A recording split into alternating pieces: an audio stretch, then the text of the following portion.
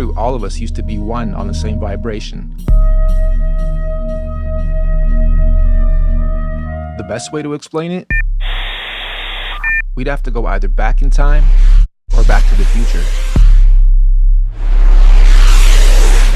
To the starting point of time, 0, where all the axes meet.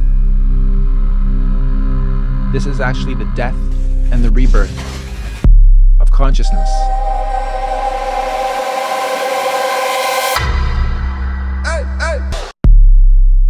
With the huge controversy on whether we do live on this spinning ball or a flat plane, I'm here to present an alternate theory, kind of mixing both. Ready?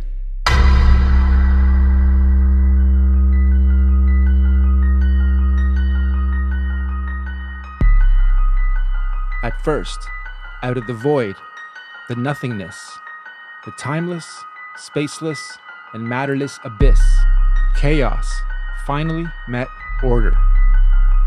It is intelligent. It is beautiful. It is everything and nothing. It is all at once. It is syncretized. I call it infinite consciousness. One day it decided to finally create a womb for itself, where it can build a home to create an experience within itself. So the Holy Trinity was designed, executed, and it's perfect. This is essentially the birth of consciousness. In the center is absolute consciousness, where everything overlaps: birth, life, death, creation, sustenance, and destruction, the Father, the Son, the Holy Spirit. Everything is divided into threes, hence the 33.3333, etc. number being so popular and important in our society. It's also worth noting, this is where I believe the first sine wave was ever created. That is the breath, the in, the out, the up, the down, the left, right, etc. This is life, consciousness, cycles, repetition, patterns.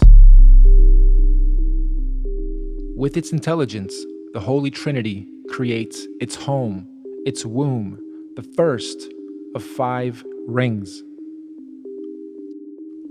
This is the seed of life, where everything starts. While slowly transitioning from chaos to order, the Trinity divided itself into 3 portions. Just like on a magnet, you have red and blue, positive and negative. Here we have birth, which is up top, Polaris, the highest star. In the middle we have life, which is green. And on the bottom we have death, which is red, negative polarity. This is also why we have RGB in our color codes. I'll actually explain that one in a bit more detail a little later, because it is important. Next, the Trinity started to stir its creation, essentially creating our cosmic vortex, the universal highway, and our atmosphere generator, all basically connecting us to the Masterverse, so they say. Up top, this also creates the mainframe that powers it all. This gives us our energy, our weather, our flow of airs, waters, currents, all spinning clockwise, oscillating, and giving us our gases, gravities, densities, buoyancies, turbulence, etc.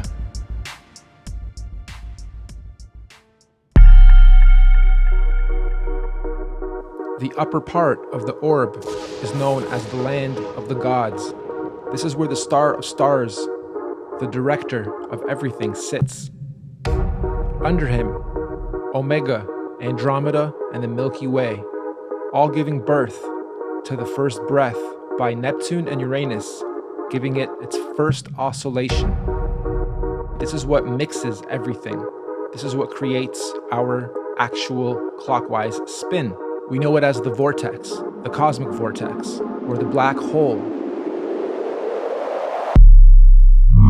Next, we have our actual Earth, built in 3 parts as well, both above and below. Like they say, as above, so below. So we have 3-part pyramid here, and each level of these pyramids are our lands.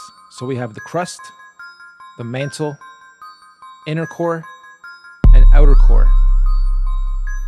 This is also what gives us our 4 elements of life: air, earth, water, fire.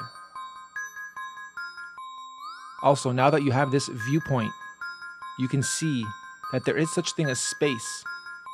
However, it's not to go to other planets up there, it's to go to outer lands beyond our perimeter. Why can't we go to the perimeters? This is why right here. These are called toroidal fields. You guys know them as the Van Allen belts. There are 5 toroidal fields that separate the lands and give each its own ecosystem, its own sun and moon, and give each its own atmosphere, and rotate and oscillate to give the Earth its breathing system. Okay, this allows the whole orb to breathe in and out, and these toroidal fields protect each perimeter, or we can call them districts. So we are on the center one, and you'll see 4 here with a tiny one in the center of our Earth, which is the North Pole. Okay, there is an actual polar field there. There is actual energy there. Compasses get pulled there. So let's take a closer look. These electromagnetic fields all oscillate at different speeds. So if we go by this theory, then the sun is traveling around us at around 1,000 miles an hour. And the other stars are also traveling in their respective speeds in their own perimeters. The second perimeter with Mars is 67,000 miles an hour, and the outer perimeter is close to 500,000 miles an hour. So all of these have their own oscillations, both the actual rings and the actual planets or sun and moons within them. Each of these lands, each of these rings has 4 atmospheres to go along with it. And that is the troposphere on the bottom part, the stratosphere just above us, the mesosphere, and then the thermosphere. And again, going back to the vortex that spins from above and below is what gives all of these their oscillations. We're going to talk more about oscillations a little later because they are very, very important. Okay, so now let's break down the planets. Each land has its own sun and moon. Mercury, which is the very center of centers of everything in the North Pole, is both a sun and moon. Okay, it is both, therefore we're not counting it here. We're saying there's 3 suns and 3 moons, man and woman, left and right, positive, negative.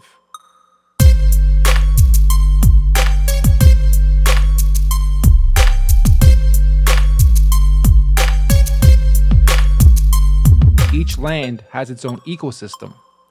This is where the theory of extraterrestrials or extra-terrain, extra land, come from. The outer ring may also be where dinosaurs, creatures, aliens, again, a different ecosystem, different light sources, colors, air, breath, everything is different. So, when they say they're trying to explore outer space, it doesn't really mean up, because those are luminaries, those are stars, those cannot be landed on. They mean outer lands beyond the perimeters known as the South Pole or the Antarctic.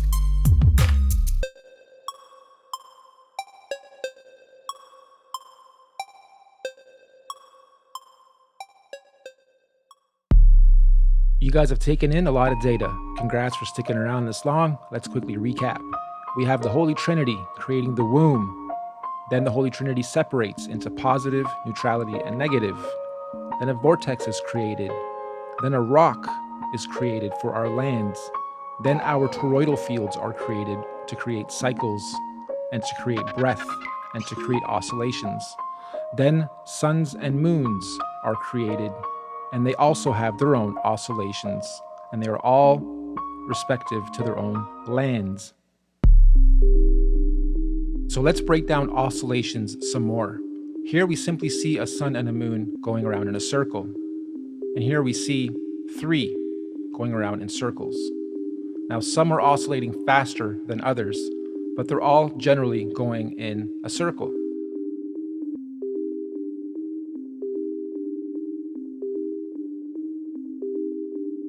And they are now going to oscillate in a lot of different ways as well. Here you see the original oscillation to the different types of patterns you can create while doing your big oscillation. So this is a double oscillation. And here you can see that all the planets are also moving up and down over their oscillations as well. So we have a big oscillation, and then a pattern within that as a secondary oscillation. Then we're moving up and down as a third oscillation, and they're changing patterns over time and could be adding and removing other oscillations. Who really knows? You can also create different types of oscillations based on the different wave type. We are known as a sine wave. Everything is fluid. There are also sawtooth, triangle, and square wave types. This is also used a lot in music production. We'll go into that a little bit more later too. But you can see that these patterns create beautiful shapes, and they also depict our time, our seasons, our summers, winters, when the planets breathing, opening and closing. That gives us all of our different oscillations. These oscillations also explain the various lunar and solar eclipses. Think about it. In certain oscillations, the sun will be going in front of the moon. In other oscillations, the sun will be going behind the moon, or vice versa. And that probably happens with all the planets. That's why sometimes you'll see people ask, why do I see 2 suns or 3 moons or whatever, the various variations and phenomena that we see. Generationally, these patterns have been tracked to some degree. If you actually pause the video as these are going around in their circles, you'll start to create amazing shapes. And if you connect all the planets and the dots, so to speak, you'll see where the yin-yang symbol comes from, the positive negatives come from, color theory comes from, frequencies come from, everything basically comes from these oscillations. It is a beautiful system of design. They say the fallen angels or the illuminated ones have had this knowledge, which I'm presenting to you today as a simple theory, but there's probably some truths to some of this, have had it for a long time, and it has been perverted and distorted over time. Now, just as a side note, wouldn't it be a great story to tell the populace that you cannot get off this planet, because there is just infinite time and space outside of this plane?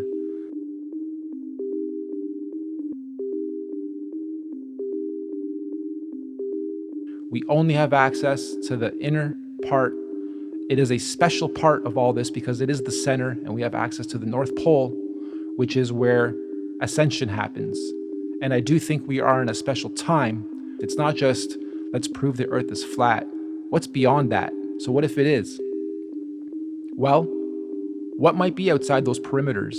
Maybe there are things we need to protect ourselves from. And or maybe it is just a bunch of land we cannot get to, but every country, every government would love to chop it up, carve it up, because there's so many precious resources out there potentially. Okay, so let's look at oscillations and frequencies in music now. I've been doing music production for a very long time, on top of doing art, digital media, video. I've gone through everything to do with art at a fundamental level in various gifted schools and whatnot. My creative side is my passion, my labor of love, and I believe I've been given these beautiful talents and skills to share beautiful information like this, and potentially help you guys ascend, or at least become illuminated and understand and have knowledge in a beautiful, engaging presentation. Here we have frequencies with music and layering music and giving you visuals for those frequencies. You can see that certain notes sit in the lower frequencies and certain notes sit in the higher frequencies.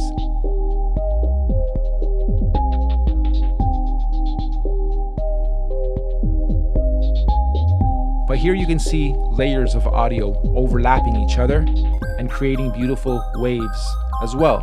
And when you layer things properly, you create harmonics, natural harmonics. And that's when the oscillations become beautiful visuals as well. So everything is everything.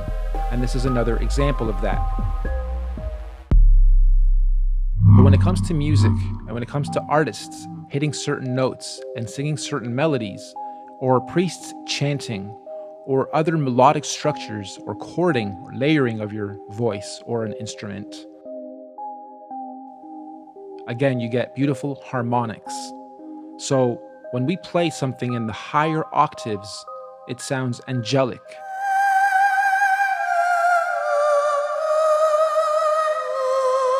When we play something in the lower octaves, it sounds demon-like.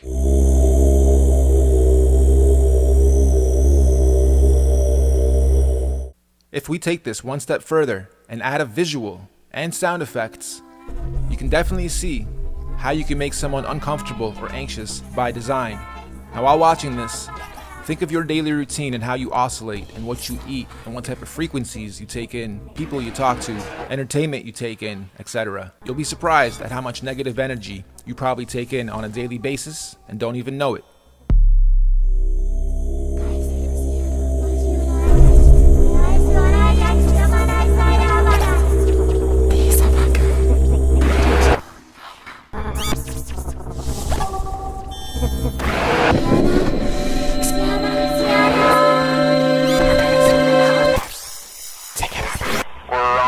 Moon. Over. We cannot believe you are on the fucking moon. Over. You know when a musical artist is singing and they're off key, you can just tell, you can sense it. You know the harmonics are off.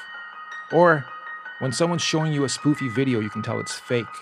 Or when a journalist is spoofing a story, you can tell they're faking it. This is because the harmonics are off and your bullshit radar is basically detecting it. But when you do it through things like entertainment and movies and music and comedy, where there's a bit of truth to every joke, you play a very fine line of the types of perceptions you're presented with your whole life. So of course, me showing you this stuff's probably making you reject it instinctively, because your whole life you've been told we're living on a ball that's spinning in outer space in infinity. And in part, some of that might be true. Singularity could be the Big Bang. Our whole universe might well be flying through infinite void. But our actual land that we live on, well, I'll let you be the judge. Or you've ended up on this video because you've already discovered your own truth. So what I'm trying to say, when you do listen to frequencies, watch movies, do your day-to-day, take in 5,000 logos, 400 cents, 300 people's eye contact, and energies overlapping yours, think about what your purpose in this life is. Because my goal is to help you guys ascend to a higher state of consciousness, become illuminated, and you too are nothing but a big oscillation machine. When you breathe in and out, that's oscillating. When you walk, your whole body is oscillating. When you sleep, you're going through a cycle. Everything about us is oscillating. And you should be oscillating to your full potential in this beautiful universe.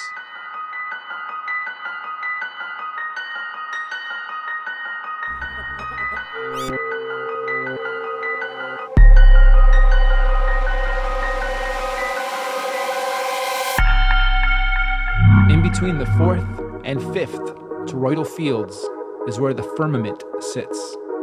This is where all the stars are attached and fixated as they do their oscillation as well. This firmament is what prevents us from going up. In fact, there's footage online of rockets being sent up by independent teams, and you can clearly see it hit something up there before coming back down. Now, if you look up Operation Fishbowl and Operation High Jump, you'll come across some interesting information regarding the efforts that the governments have put in to try to get through the firmament. Anyway, that is how the star system works.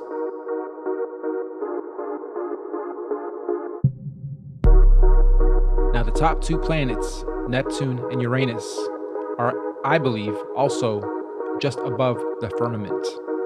They are what give the initial spin to the vortex. These two are also known as exoplanets, and that is because they are on the exterior of the toroidal fields and outside of the 3 suns and moons system. And again, this is what gives all the differentiation to all the oscillations of everything else under it. So we've covered a lot of the top half because that is our home, and we don't really know what's on the bottom. But based on the same research sources, the bottom is very much like the top, except with water. There are also 3 levels below us that mimic what we have above, and then there's also a firmament on the very bottom, just above Pluto. Again, instead of air, it's water, and it's known as the Great Deep. The 5 toroidal fields operate down here to cycle the water in its respective cycles as well. And frankly, who knows what kind of life forms may be down there, or what may be down there. But this is known in our literature as hell. Interesting, huh? So, how does religion tie into all this? Let me try to explain, and this is just my opinion. I believe all the holy books were simply metaphorical stories to explain exactly what I just showed you. I don't believe they were actual people. I believe they were depicting everything you see here, and all the variables were given their own characters. I'm going to stick to the Bible here, just to give you guys a couple random examples, and then please refer to any of it for yourselves to see if you can pinpoint the metaphor. When they say Jesus died on the cross, that is a metaphor for Jesus is Christ. Christ represents consciousness. Consciousness died on the cross. The cross is the crux, again, the cross section, the middle point of middle points. And if we look at the cross in a 3D format, you'll notice it's not a plus symbol. The center horizontal piece is moved up because on the universe, we are not in the center of centers, we are up a little bit on that 3rd plane, right? So when consciousness died at the cross section of our universe, that is the North Pole. And when they say follow the North Star, that is Polaris. And the birth of Jesus is also under the North Star. The very center of the first toroidal field inside is known as the Garden of Eden. That is a holy place. That is a spiritual place. So when Christ was crucified, consciousness ascended into the heavens through the moons, because you come in through the suns and you leave through the moons, ascended into heaven, and 3 days later was reborn. Again, a metaphor for reincarnation, or your next cycle, your next life. This is where past lives, future lives, we are our own ancestors, etc., comes from as well. Also, in the name of the Father, Son, and Holy Spirit derives from this too. Pretty much every single thing you see in the holy books, it's a story and a metaphor to explain one of these variables in this beautiful universe. Hey, I'm just putting forth theories. I'm not trying to push any religion onto anybody, nor am I religious. But I do believe that people in ancient times simply had this knowledge and again told it to us in story format, or in book format, or in holy book format. I thought a lot about how to close this out because I've given you a lot of intel, and some of you are probably laughing, while others have been here before, and others are even farther along in the research than I am. Some of you are probably asking, where did you get all this info? Are you just making this shit up, or is this actually sourced material, or... Well, it's a mix of ancient literature, cosmology, science, and putting various random puzzle pieces together for a long time. Again, it's called the Norb Theory because it's just that. I don't believe in this definitively either. I just think it's a lot more plausible than what we're currently told. And as I close this out, I'm going to show you guys some screen caps of others that have taken this theory before me in their own ways and presented it. I'm also going to leave links in the description to the stuff that influenced me, at least some of it. that breaks some of this down and gives it even more context. So, does it really matter if the Earth is flat or not? Not really. At least not for those that already don't believe a lot of what we're told and taught. And there's a lot of us, and more, awakening every day. But I guess some of the fears would be that the religions would quickly claim they had the right story. There is a creator, something designed this thing, be it a simulation of a simulation, or a great designer, a god, a greater being. And not to mention, they'd have to finally fess up that they've been lying this whole time and give us full disclosure, which may well happen. It's actually an exciting time as more people wake up. There's a lot to explore, there's a lot to learn, and it's amazing to finally realize we don't know that much about ourselves or where we live, at least not most of us. I always thought there must be some order, it's not just all chaos and random, and this was my final missing link to that thinking.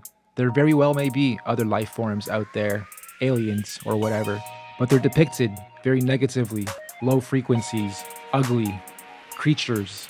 They may be way ahead of us and looking at us as the aliens or the pests, the destructive species that can't even get into their own harmony. Keep them away from us, could be what they're saying. Never really know. So what's after this? Well, they say if you lived out your karma properly, you ascend. If not, you're doing this again. Is there going to be a part 2? Who knows? Hopefully, all of us will be actually living it instead of watching it on your screens. They have nations divided. They have religions divided. They have demographics divided. They have age groups divided. And now they're going after the biggest, the gender war. Whether we're going to space or we're going to the outer limits, I still believe the purpose of life is to be good versus evil. I still believe I've made it to where I've made it to in life because I've challenged everything and I've not been definitive with my thinking, especially when it comes to belief systems, politics, the way I oscillate in this lifetime, and how I spend my time and resources and efforts to try to achieve my goals. As we go through this transitioning, this big mass awakening, I'm sure some of you can already feel it and sense it.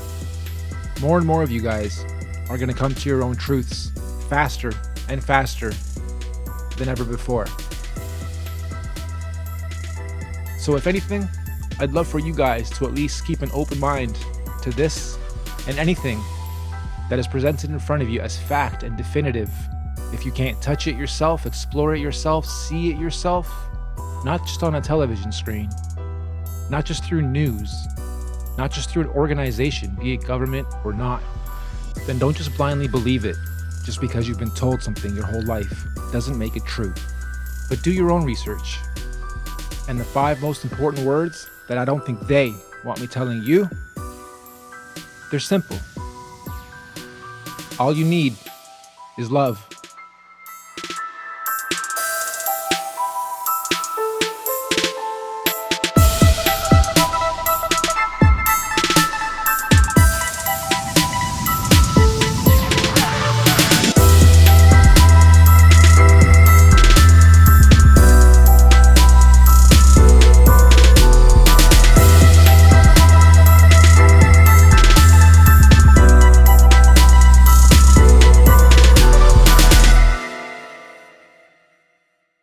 So the sun is Sunday, moon is Monday, Mars is Tuesday, Mercury, the center, is Wednesday, Jupiter is Thursday, Venus is Friday, Saturn is Saturday.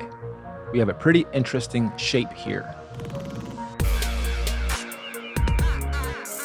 I decided to keep going and connecting the rest of the planets as they are all aligned.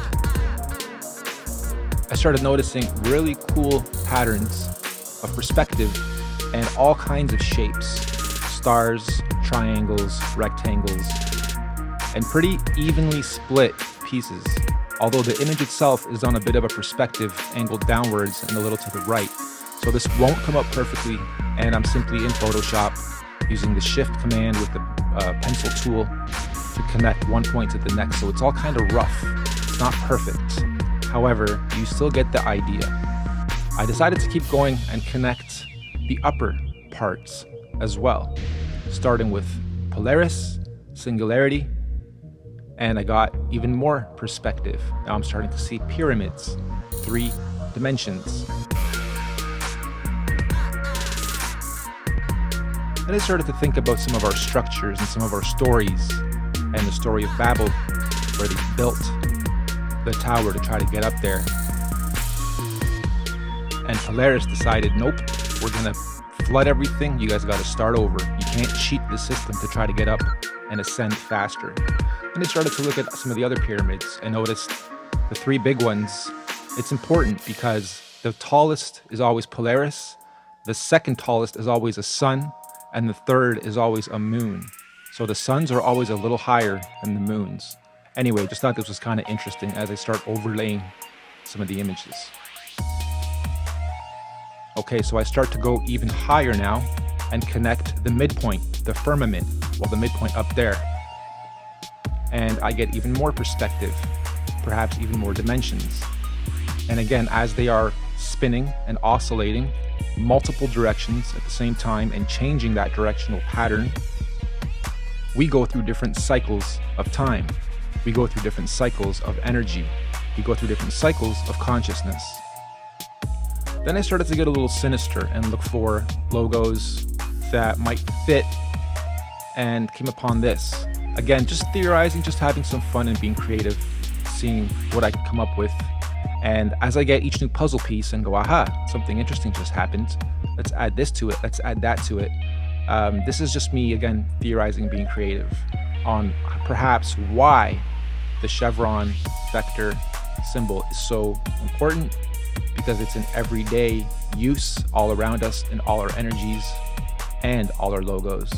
This is definitely one of my biggest masterpieces as far as compiling a bunch of info and presenting it with wicked graphics, my own music, Foley, 3D from scratch, pretty much everything you see here. And I'm really proud of this thing. So please feel free to share it, critique it, drop your comments below. If there's any corrections to be made, feel free to drop those too. Thank you so much for watching, and have a great day.